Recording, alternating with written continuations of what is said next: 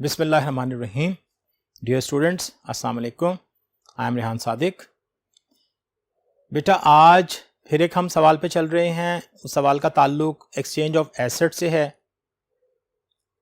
इससे पहले लेक्चर में हमने एक सवाल किया था, उसमें हमने एसेट एक्सचेंज किया था अंडर फिक्स इंस्टॉलमेंट मेथड और वो रेट से था। आज हम जो सवाल एक्सचेंज का करेंगे वो बेटा एक फार्मूला से है। तो आप अब देखेंगे कि सवाल हल कैसे किया जाता है। फार्मूला मीन आप जान गए होंगे कि asset cost minus residual value over economic life. बाज़ दफ़ा ऐसा हो जाता है कि आपको ये चीज़ें दी होती हैं सवालात में और आपको सिर्फ हल करना या टैकल करना आना चाहिए। इस सवाल में सिर्फ डेप्रिसिएशन कैलकुलेट करते वक्त हमें ख्याल रखना है, बाकी तमाम स्टेप्स वही वाले होंगे जो आप इससे पहले लेक्चर में देख चुके हैं। तो इससे एक और फायदा होगा कि आपका लेक्चर थोड़ा ग्रिप में आ जाएगा और आपको कभी कोई कंफ्यूजन नहीं होगा। ले जी, अब चलते हैं सवाल की तरफ। पहले हम सवाल पढ़ते हैं, उसकी चीजें देखते हैं। सारी चीजों को जब मैनेज हो जाएगा सारा, तो फिर हम उसके सोल्यूशन की तरफ बढ़ेंगे। आए जी बेटा, on January 1st 2004 a firm purchased a generator for rupees 25,000। Bracket में मैंने लिख दिया कि आपके पास इसकी सॉल्वेज वैल्यू है 5,000 और इसकी लाइफ जो है 10 ईयर्स है। Method of charging depreciation is original cost mean fix instalment method. On 31 December 2007 again आपने ना यहां पे पहले देख लेना होता है कि हम चले 2004 से, इसका मतलब है 2004 बिल्कुल स्मूथ किया, 2005 बिल्कुल स्मूथ किया, 2006 बिल्कुल स्मूथ किया, कोई एसेट परचेज नहीं हुआ, कोई एसेट एक्सचेंज नहीं हुआ। अब 2007 की बारी आ रही है, तो जिस साल एसेट एक्सचेंज हो आपने उस साल को जरा ज्यादा फोकस करना होता है ताकि हमारी गलती के चांसेस मिनिमाइज हो जाए। On 31st December 2007, it was arranged to replace the old generator by the new one, cost rupees 48,000। अब उसकी कॉस्ट कितनी है? नए वाले की 48,000 है और उसकी जो रेजिडुअल वैल्यू है वो 8,000 और लाइफ 5 इयर्स है। फिर और कर लें, नए जनरेटर की कॉस्ट 48,000, रेजिडुअल वैल्यू 8,000 और लाइफ 5 इयर्स है। And allowance of rupees 8,500 is being made on purchase price. जब हम परचेज करेंगे उसके अगेंस्ट जो हमें पैसा देना पड़ेगा, उसमें हमें जो एक छूट दी जाएगी, एक अलाउंस दिया जाएगा, वो 8,500 है हमारे पुराने एसेट के बदले में। कल भी बात हुई थी, जब आप एक्सचेंज करते हो तो एक्सचेंज में क्या करते हो आप? एक तो नया एसेट परचेज करते हो, उसके पैसे दो हिस्सों में या दो जगह पे तकसीम हुए होते हैं, कुछ कैश और वो एसेट प्लस वो एसेट की वैल्यू जो उसने लगाई होती है। आपके पास रिक्वायरमेंट है कि आपने एक जनरेटर अकाउंट बनाना है 4 साल के लिए। अब मैंने इसमें कुछ आपको हमेशा की तरह एक छोटा सा हिंट आपको दे दिया। सबसे पहले आपके पास डेप्रिसिएशन एक्सपेंस पर ईयर है, asset cost minus residual value over economic life. 25,000 की कॉस्ट थी, अगर आप देख रहे हैं amount is 25,000, residual value 5,000 and the life is 10 year. ये तीनों चीजें यहां पर मैंने प्लेस कर दी। उसके बाद अब आपने इसको सिंप्लीफाई किया और डिवाइड किया, you have the figure of depreciation 2,000। ये एनुअल डेप्रिसिएशन है, पर ईयर डेप्रिसिएशन है। फिक्स इंस्टॉलमेंट मेथड के तहत जब आप पर ईयर डेप्रिसिएशन पे काम कर रहे होते हैं तो हर साल डेप्रिसिएशन सेम रहती है। अदर देन दैट, अगर कोई एसेट साल के दरमियान में परचेज हो या आखिर में परचेज हो तो उसमें फर्क आ सकता है, अदरवाइज डेप्रिसिएशन सेम रहती है। अब बेटा दूसरा पॉइंट, पहले लेक्चर की तरह एक्सचेंज ऑफ एसेट कैसे होगा? हम जो एसेट एक्सचेंज कर रहे हैं उसके पैसे बन रहे हैं 48,000। हमने एक्सचेंज वैल्यू जो हमने देनी है दैट इज 8,500। और बाकी पैसे इसमें से इसको लेस कर दें तो ये वैल्यू रिमेनिंग आ जाएगी। फिर देख लें, अगर आप 48,000 में से 8,500 माइनस कर देते हो तो आपके पास जो बैंक पेमेंट आएगी, जो बाकी पैसे आपको देने पड़ेंगे, वो आएंगे 39,500। इसका मतलब यह है अगर मैं इन दोनों को सम करूं तो ये नए एसेट की वैल्यू के बराबर होंगे। अब यहां कंफ्यूजन पता ये आ रहा होता है, अगर आपने गौर किया हो लास्ट टाइम भी, कि आपको नए एसेट की प्राइस डायरेक्ट नजर नहीं आ रही होती, हम उस पर इनडायरेक्ट पहुंचते हैं। कल भी बात हुई थी आपसे कि हम जब इनडायरेक्ट पहुंचते हैं तो बच्चा थोड़ा सा कंफ्यूज होता है, तो मैंने उसके कुछ स्टेप्स आपको कल भी बताए थे, मैं वो स्टेप्स फिर बता दूंगा जिससे आप इस सवाल के हल तक आसानी से पहुंच जाएंगे और आपको कंफ्यूजन नहीं होगा। तो बेटा ये एक सवाल की समरी, थोड़ा सा इसको देख लेते हैं मजीद। पहला एसेट 25,000 का, पहले एसेट की रेजिडुअल वैल्यू 5,000, उसकी लाइफ 10। इन सबको जब हमने फॉर्मूले में फिट किया तो हमें एक आंसर मिला डेप्रिसिएशन का, दैट इज 2,000। जो नया एसेट हम परचेस करने जा रहे हैं, it's amount is, total cost is 48,000, it's residual value is 8,000 and it's life is 5 years। लेकिन मैंने अभी सिर्फ आपके सामने जो एसेट हमने एक्सचेंज करना था सिर्फ उसकी डेप्रिसिएशन का बताया है, दूसरे वाले एसेट की डेप्रिसिएशन का नहीं बताया। इसलिए नहीं बताया क्योंकि वो एसेट साल के आखिर में एक्सचेंज किया जा रहा है। अब अगर मैं उस सवाल को आगे लेके चलता हूं या एक साल और उसमें ऐड करता हूं तो मैं फिर उसकी डेप्रिसिएशन कैलकुलेट करके आपको दिखाऊंगा। नहीं जी, अब इस सवाल का हमने सोल्यूशन देखना है, उसके लिए हमें जाना पड़ेगा नेक्स्ट बोर्ड पर। तो आइए अब चलते हैं नेक्स्ट बोर्ड पर और सवाल का सोल्यूशन कैसे बनाना है इसको देखते हैं।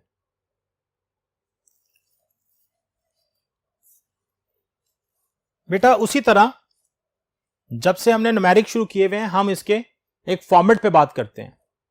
तो आपके पास जो फॉर्मेट है क्वेश्चन का फॉर्मेट, उसमें इसके दो मेन पोर्शन है, एक डेबिट पोर्शन है, क्रेडिट पोर्शन है। हर अकाउंट के 3 पार्ट्स होते हैं, एक डेबिट, एक टाइटल और एक क्रेडिट। इसे नजर आने चाहिए। First column is for the date, second is the particulars, amount उसके साथ करेंसी साइन, फिर डेट, पर्टिकुलर्स, अमाउंट और करेंसी साइन। अब आपने एसेट परचेज किया। जब आप एसेट परचेज करते हैं तो आपको पता होता है कि जी आपने उसको डेबिट साइड पर लिखना है। हमने एसेट परचेज किया 25,000 का। आपको याद होगा कि आपका जो सवाल था उसमें जो एसेट की प्राइस थी 25,000 और रेजिडुअल वैल्यू उसकी 5,000 और उसकी जो लाइफ थी वो 10 years थी। अब पहले साल एसेट परचेज हुआ, ये एक ही एसेट है, इसमें कोई और एसेट नहीं आ रहा। अब मैं क्या करूंगा, इसको मैं इसकी डेप्रिसिएशन चार्ज करूंगा। पहले भी कई दफा बात हो चुकी है आपसे, डेप्रिसिएशन आप यहां भी शो कर सकते हैं एक साल में एक दफा। मैं दिखा देता हूं आपको।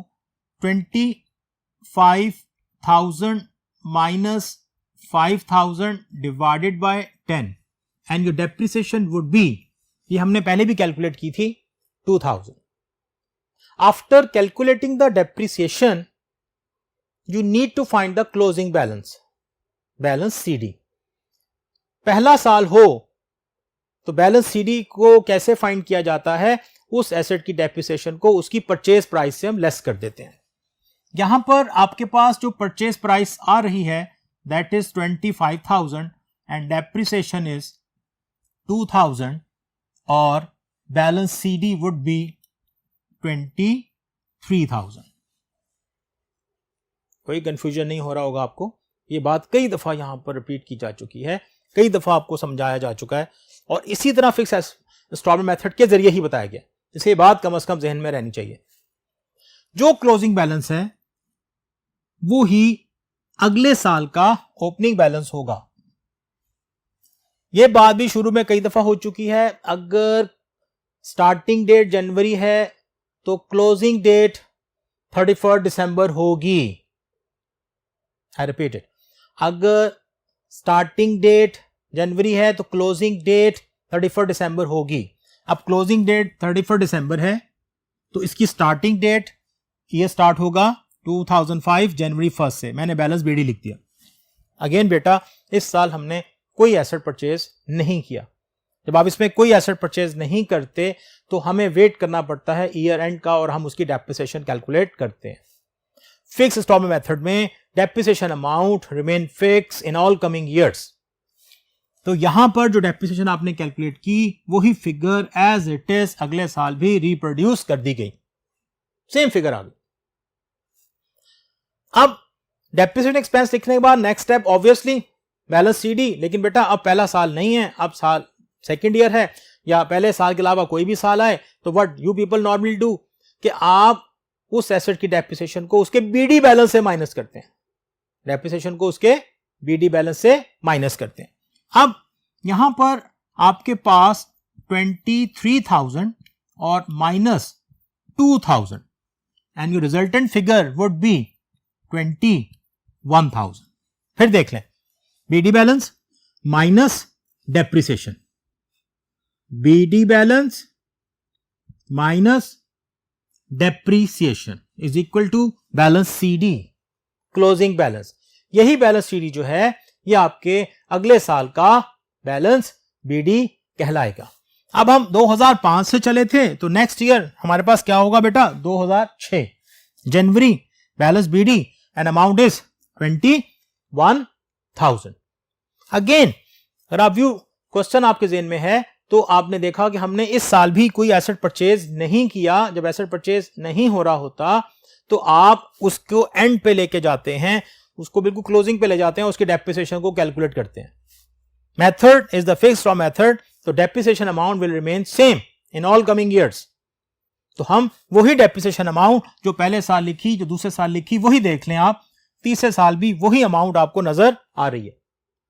अब आप क्या करेंगे, again you will calculate the closing balance, you will calculate the closing balance। 21,000 minus 2,000 and your balance would be 19,000। भाई पहले साल के अलावा कैसे निकाला जाता है, बीडी बैलेंस से डेप्रिसिएशन को माइनस किया जाता है। बीडी बैलेंस माइनस करेंगे डेप्रीसिएशन, बीडी बैलेंस देख लें, इशारा करके दिखा रहा हूं, माइनस डेप्रीसिएशन। जो अमाउंट यहां है वो यहां है, जो अमाउंट ये थी वो ये है, इनको माइनस किया, आपके पास फिगर कितनी आ गई, 19,000। इसके बाद अब हमारे पास इस साल में हम 3 साल को अभी तक बना चुके हैं, चौथा साल हमारे पास बहुत क्रिटिकल है जहां पे हमने एसेट को एक्सचेंज करना है।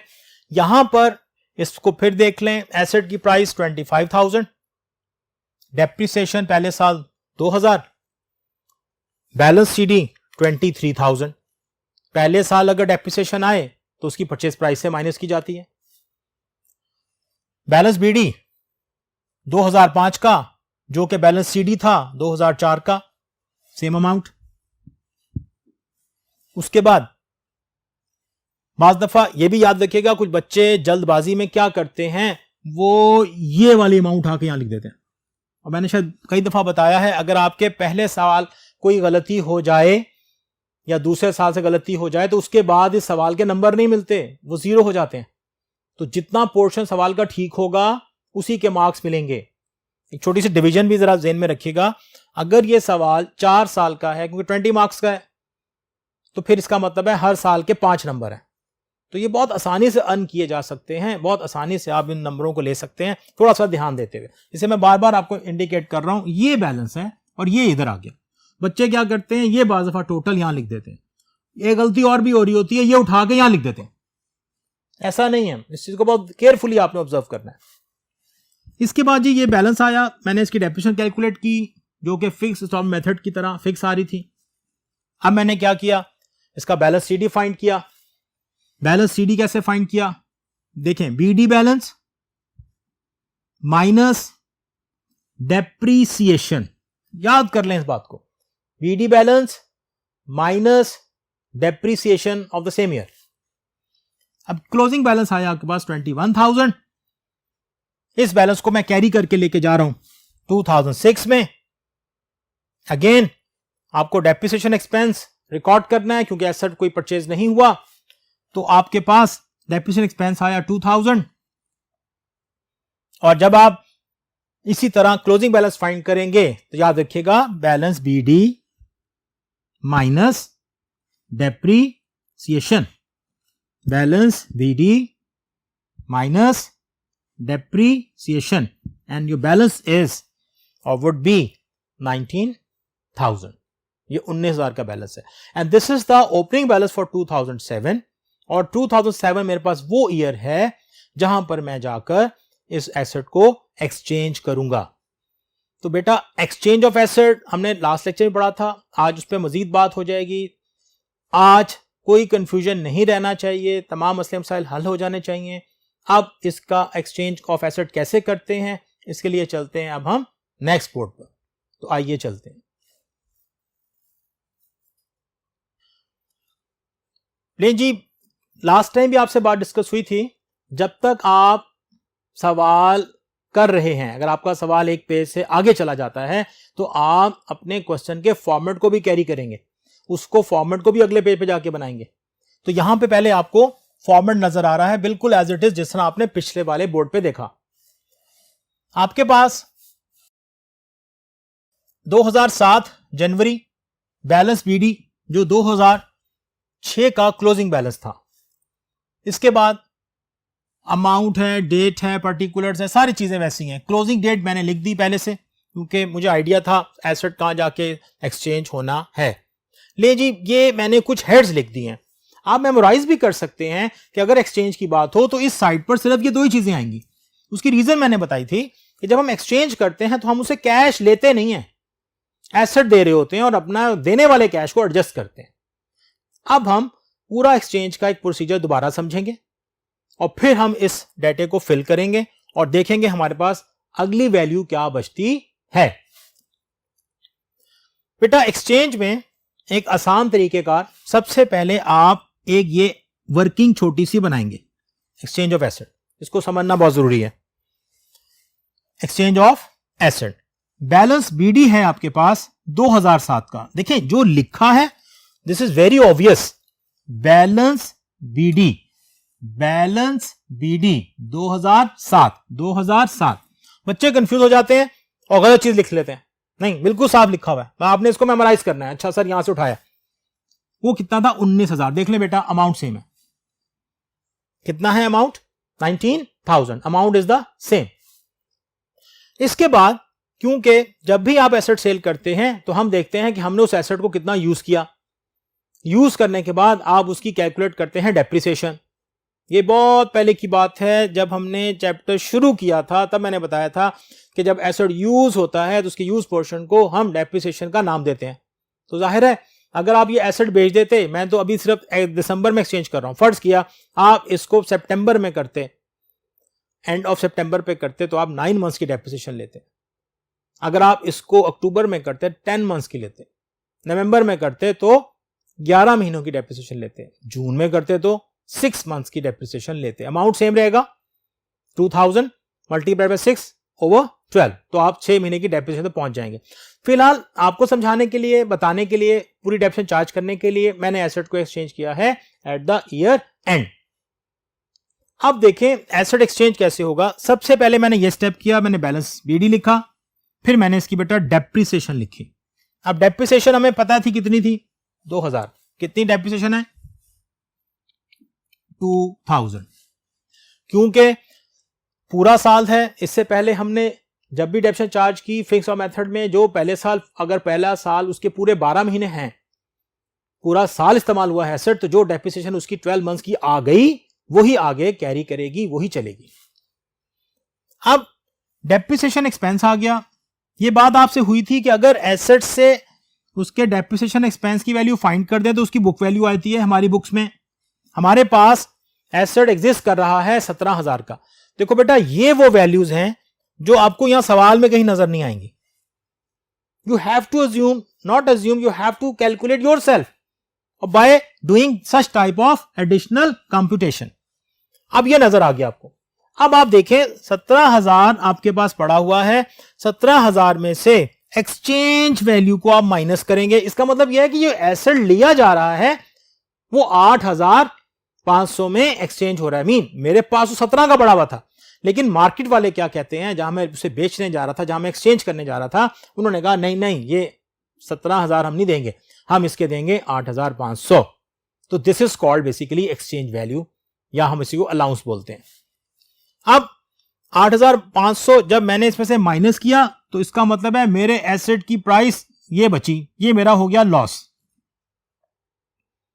भाई मुझे मिलने चाहिए थे 17,000, मुझे 17,000 पूरे नहीं मिल रहे, मुझे 17,000 से पैसे कम मिल रहे हैं। जब आपको एसेट के एक्चुअल प्राइस से पैसे कम मिले तो that would be consider as a loss, हम उसे लॉस कंसीडर करते हैं। ये आपके लॉस की अमाउंट है, ये मैं यहां लिख देता हूं 8,500। फिर देख लें ये अमाउंट गिवन, डेप्रिसिएशन हम चार्ज करते आ रहे थे, हमने क्या फाइंड की, book value. Book value mean 17,000 का एसेट पड़ा हुआ है आपके पास, अगर ये एसेट 18 का बिकता तो मुझे फायदा था, नहीं बिक रहा, 8,500 में जा रहा है, मुझे हो गया लॉस। 8,500 का फिगर बड़ी इवन सी है, जो लॉस था मैंने उठा के यहां लिख दिया। लास्ट टाइम भी आपसे बात हुई थी कि हमें एक और ये दो फिगर्स जो हैं क्रेडिट साइड पर लिखनी होती हैं। ये दो फिगर्स हमेशा यहां से हम कैलकुलेट करेंगे, वहां जाके लिख देंगे। अब इसका जो एग्रीगेट बन गया वो बना 10,500। कितना बन गया बेटा, 10,500। अब इस साइड पर एक चीज अभी भी मिसिंग है, अब इसको भी कैलकुलेट करना है। भाई बैंक पेमेंट कितनी की, मैंने पहले बोर्ड पे आपको बताया था, जब हम एसेट एक्सचेंज करने जाते हैं तो हम एसेट के साथ जब उसे पैसे दे रहे होते हैं और साथ में पुराना एसेट दे रहे होते हैं तो हमें कुछ पैसे कम देने पड़ते हैं। तरीकेकार क्या था, भाई 48,000 का नया एसेट था, उसने कहा कि ठीक है आप 48,000 मत दें, आप मुझे इसकी बैलेंस अमाउंट दें और साथ में एसेट दे दें। यानी कि मैंने एक्सचेंज वैल्यू शो की 8,500 और उस एक्सचेंज वैल्यू को मैंने लेस किया, ये पहले बोर्ड पे सब बना हुआ है, लेस किया 48,000 से, तो मेरे पास 39,500 की वैल्यू आपके सामने आई। अब ये 39,500 की वैल्यू ये वो है जो बैंक पेमेंट है। अब बड़ी अजीब सी बात होती है ना, हम जब एसेट बेचने लगते हैं तो हम वहां कैश लिखा करते थे, अच्छा जब खरीदते थे तो बैंक लिखते थे और बैंक के आगे सेम फिगर आ रही होती थी। अब बच्चा यहां पे कंफ्यूज इस बात से होता है कि सर जो एसेट ले रहे हैं ना वो नजर नहीं आ रहा। तो मैंने पहले बोर्ड पे बात बताई थी कि उसमें कुछ चीजें छुप जाती हैं, कुछ चीजें ऐसी हैं जो हमें नजर नहीं आ रही होती, हम उनको देख सकते हैं लेकिन किसी और एंगल से, किसी और कैलकुलेशन के जरिए। वो कैलकुलेशन मैंने आपके सामने कर दी। बैंक पेमेंट 48,000 कैसे आई, बैंक पेमेंट हमने निकाली, new asset cost 48,000 less exchange value, इसका मतलब है इतने पैसे मुझे नहीं देने पड़ेंगे, इतने पैसे मुझे एज ए साथ में एसेट देना पड़ रहा है, इससे मुझे जो कैश नेट देना पड़ रहा है दैट इज 39,500। तो आपके पास यहां जो फिगर आएगी दैट इज 39,500। अब फिर वही सवाल आपके जेहन में आ रहा होगा, सर नया एसेट तो 48 का था, ये आपने क्या कर दिया। तो बेटा नया एसेट बराबर था 8,500 जमा 39,500। तो सर वो नजर नहीं आ रहा, आएगा नजर बेटा, देखें अगर आप इस 19,000 में से 10,500 माइनस कर दें, 19,000 में से 10,500 माइनस करें तो ये कन्वर्ट हो जाएगा 8,500 में, इसलिए आपको यहां नजर नहीं आ रहा। हमने इसमें से, वैसे भी ये डेबिट है, ये क्रेडिट है, ये फिगर इससे माइनस हो जाएगी। एक्सचेंज में एक बड़ी अच्छी बात होती है कि जब एक्सचेंज कर लेते हैं तो उसका जो बैलेंस है, जब बैलेंस निकाला जाता है वो नए एसेट की वैल्यू को इंडिकेट कर रहा होता है। देखते हैं, आप इसका टोटल ले लें 39,500 प्लस 19,000, अमाउंट बिकम्स 58,500। जी 58,500 आ गई। अब इसमें से आप माइनस कर दें 10,500 and the resultant figure would be equal to the value of new asset, जो हमारे लिए बेटा क्या होगा,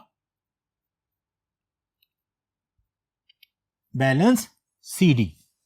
फिर देख लें, मैंने इन दो को पहले ऐड किया, इसको जमा किया, इसका टोटल ये आया। आप, ये बहुत पुरानी हमारी एक प्रैक्टिस है लेजर्स अकाउंट की कि जिस साइड का टोटल बड़ा होता है वो दोनों तरफ लिखा जाता है। तो ये आपने टोटल किया 58,500, उसको यहां लिखा और इसमें से इसको 10,500 को आपने मिनहा कर दिया, लेस कर दिया, तो आपके पास रिजल्टेंट फिगर कितनी आ गई 48,000। आप चेक कर सकते हैं कि आपके क्वेश्चन में जो हमने एसेट नया परचेस किया था उसकी वैल्यू भी यही थी। अब इनडायरेक्टली आपको कैलकुलेट होके आ गई, लेकिन इसको कैलकुलेट करने के सिलसिले में जितनी चीजें आपको यहाँ अवेलेबल हैं, जो वर्किंग अवेलेबल है, अगर आप इसको थोड़ा सा ध्यान दें, लेक्चर को बार बार सुने, तो आप इसे बहुत इजीली पिक कर सकते हैं और फिर किसी सवाल को भी जाके आप हल कर सकते हैं।